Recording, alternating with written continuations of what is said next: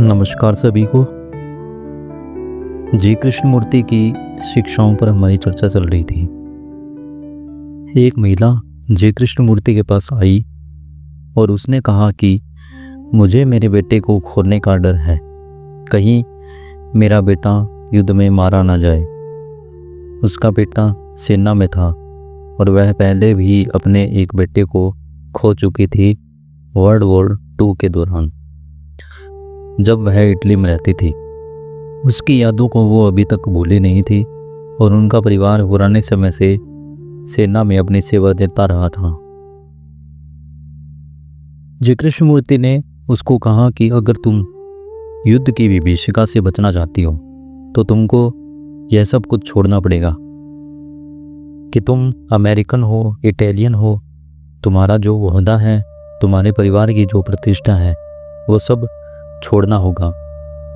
तुम्हें अपने सब संबंधों से विच्छेद करना होगा।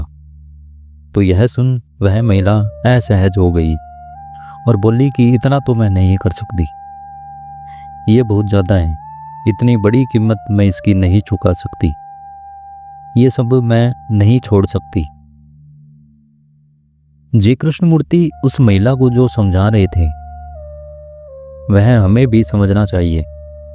वे कहते हैं कि इसे छोड़ा जा सकता है अभी इसी वक्त, लेकिन तुम सब इसे छोड़ने को तैयार नहीं हो। तुम सब डरते हो कि जो मैंने पकड़ा हुआ है वह मुझसे छूट ना जाए। तुम इसे बचाए रखने के लिए लगातार प्रयासरत हो, लेकिन तुम जिसे पकड़े हुए हो वह कुछ है ही नहीं, वह मात्र हवा हवाई है। वह विचारों की नाव है, कागज की एक कश्ती के समान है जो कि डूब जाएगी। यह जो तुमने पकड़ा हुआ है वह वास्तविक नहीं है, वह तुम्हारा आंतरिक नहीं है, वह बाहरी है, लेकिन तुम इसे अपना स्वयं का माने हुए हो। तुमने इसे अपना स्वयं का मान लिया है, जो तुमने बाहर से लिया है। तुम पर जो बाहरी आवरण है वो जब तुम हटा दो तो पीछे जो बचेगा वही तुम हो, वही तुम्हारा स्वरूप है। जहाँ तुम बिल्कुल शांत हो जाते हो, जहाँ कोई युद्ध, कोई विभीषिका तुमको प्रभावित नहीं करती, जहाँ तुमको कोई हानि नहीं पहुँचा सकता। जी कृष्णमूर्ति कहते हैं कि युद्धों को रोकने के लिए आंतरिक क्रांति का होना जरूरी है। बाहर से हम कितने भी प्रयास कर लें लेकिन शांति नहीं आएगी।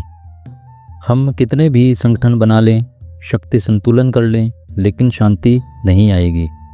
शांति के लिए आंतरिक परिवर्तन जरूरी है। आंतरिक परिवर्तन अलगाव नहीं है, यह बाहरी दुनिया से मुंह मोड़ लेना नहीं है। उचित कर्म तभी संभव है जब विचार उचित हों, और विचार उचित तब होते हैं जब व्यक्ति को स्वबोध हो। बिना स्वयं को जाने शांति संभव नहीं है। यहाँ कृष्णमूर्ति व्यक्तिक शांति की बात कर रहे हैं, वैश्विक शांति की नहीं।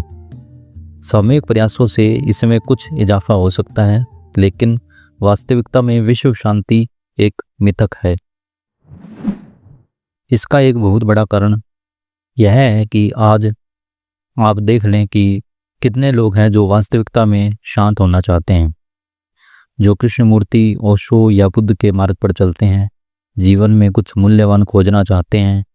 ऐसे लोग पूरी मनुष्य जाति का मात्र 0.01% या फिर इससे भी कम होंगे। और ऐसे लोग बहुत हैं जो पद, प्रतिष्ठा, मद में, रूढ़िवाद में, धार्मिक उन्माद में, तो कभी काम की भूख में लगे रहते हैं। उनका पूरा जीवन इन इच्छाओं में निकल जाता है और ये लोग जीवन में कुछ खोजने का प्रयास करते ही नहीं हैं। कृष्णमूर्ति क्यों कहते हैं बार बार कि यहीं अभी इसी वक्त क्रांति संभव है, लेकिन तुमको बहुत मुश्किल लगता है क्योंकि तुम्हारी इच्छा बहुत उथली है, ऊपर ऊपर से है। गहराई में तुम वो सब छोड़ना ही नहीं चाहते हो जो तुमने पकड़ा हुआ है, लेकिन तुम कहते हो कि छूटता नहीं है। तुम कह देते हो कि संसार ने, इस भौतिकता ने मुझे पकड़ा हुआ है, मैं थोड़े ही इस संसार को पकड़े हुए हूँ। ये बात आपको समझनी पड़ेगी कि संसार बाधा नहीं है। हमारी इस इनर जर्नी में संसार बाधा नहीं है। संसार कुछ अड़चनें दे सकता है, लेकिन ये बाधाएं सांसारिक ही हैं। हम हमारी जर्नी में फोकस्ड होने चाहिए। हमारे अंदर में कुछ ऐसी चीज़ें हैं जिसको संसार या इसकी कोई भी बाहरी वस्तु प्रभावित नहीं कर सकती है। वो चीज़ बिल्कुल अपने शुद्धतम रूप में है, प्योर स्टेट में है। उसकी शुद्धता में कोई बाहरी सांसारिक मिलावट नहीं हो सकती है। और जब हम बच्चे होते हैं, जब हम मात्र 1 माह की स्टेट में होते हैं, 1 माह के बच्चे होते हैं, उस समय में हम जिस अवस्था में होते हैं वह व्यक्ति की शुद्धतम अवस्था है, बिना किसी बाहरी मिलावट के। लेकिन जैसे जैसे हम बड़े होते जाते हैं, धीरे धीरे संसार को हम पकड़ते जाते हैं या फिर संसार हमको जकड़ लेता है।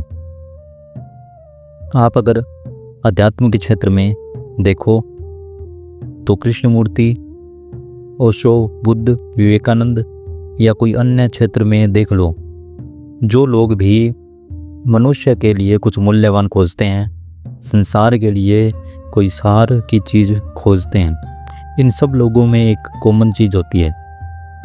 ये लोग अपनी खोज के प्रति बहुत फोकस होते हैं।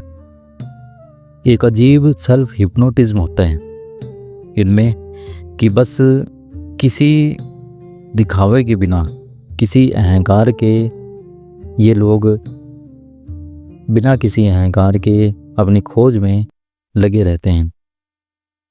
इनका संपूर्ण जीवन उसी खोज का एक पार्ट होता है। इनका संपूर्ण व्यक्तिगत जीवन अपनी खोज में ध्यानमग्न होता है। हमें भी अपनी इस इनर जर्नी में, अपनी खोज में ध्यानमग्न होकर संपूर्ण जीवन को अतीत से चली आ रही इस खोज का एक पार्ट बनाना है। इसी कड़ी का एक हिस्सा आपका जीवन भी है और मेरा जीवन भी है। धन्यवाद। और इसी प्रकार के वीडियोस मैं आगे भी आपके लिए लेकर आऊँगा, तो इस चैनल को सब्सक्राइब कर लें। धन्यवाद।